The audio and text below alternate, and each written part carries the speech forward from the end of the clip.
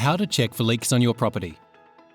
To check for leaks, first ensure all taps and water-using appliances, such as washing machines and dishwashers, are turned off around your home. Then, if you have a standard water meter, take an initial reading of the 3 red dials. The first red dial is in hundreds of litres, the second is in tens of litres, and the third dial is a single litre.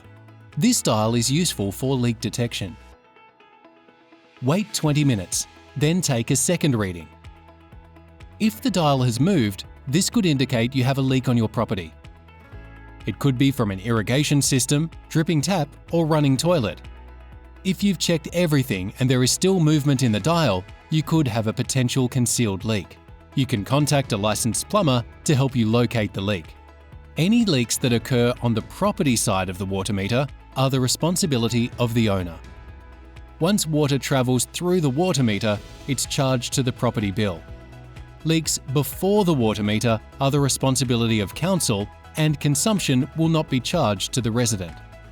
If you have a smart meter device, you can undertake a leak check by reading the digital display. The top line is in kilolitres, the bottom line is in litres, and is useful for leak detection.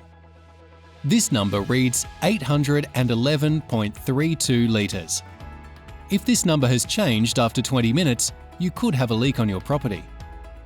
You can also monitor your property's water usage by signing up for Council's free My Water web portal.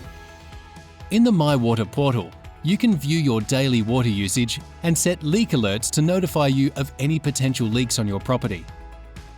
For more information, visit townsville.qld.gov.au.